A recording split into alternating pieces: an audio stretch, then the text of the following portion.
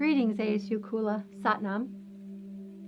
Today I'd like to offer proper positioning for forward fold, known as Uttanasana. It's a tight forward fold. Often people have this idea in their mind that they have to keep their legs straight. And that's simply not true. You don't have to. It's actually very unsafe. What I see a lot, and this is a common misalignment, is they firm up their legs, they're stiff, they're straight, they're strong, and then they bend over and they go, look, I'm not very flexible, I can't touch my toes. And maybe they go a little deeper, look, I'm not very flexible, I can't touch my toes.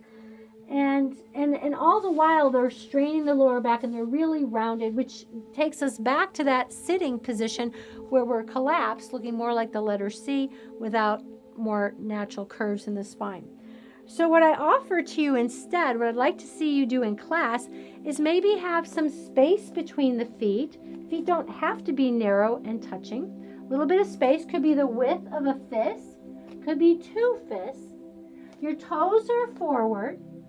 Your toes go forward like arrows aiming for the target, the bullseye. Second toe goes forward, and if you drew an imaginary line back, it would divide your ankle. If you drew another line up, it would divide your kneecap, and the legs then stretch up into the hips. That's your alignment. So from the side, a healthy way to do forward fold without straining the back is to bend over, bend the knees, and try bringing the rib cage, the bones of the ribs, to lay on the femur bones, the bones of the upper leg bones. Fingertips can be on the floor. Tighten the pelvic floor, tone the abdomen while release your head down. Make the legs strong. You can look and make sure you've got that alignment. Second toe dividing the ankle, dividing the knee, legs stretching up to the hips. This is way safer. You're more supported. Can always bring your forearms to your femur bones and release your head down. This is another safe way of doing it. All right, closer to the true pose. Fingertips framing your feet. You have those little mousetrap hands. Fingertips pressing down, making that connection. Then return to the awareness of the feet. Think of massaging the feet with the tennis balls.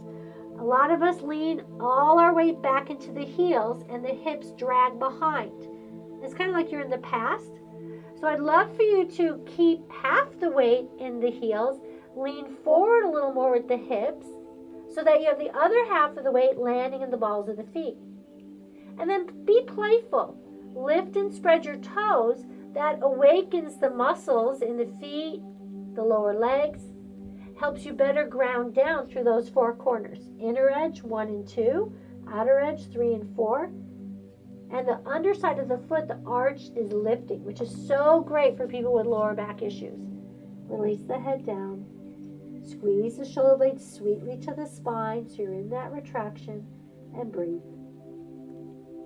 To come safely out of it, you can bend the knees and rise up, pressing forearms to the femurs, hands to the hips. Lift the weight of your shoulders, point the elbows to the ceiling, stretch through the front of the body. So inner thighs, groins back, navel, heart forward, lots of space between those landmarks.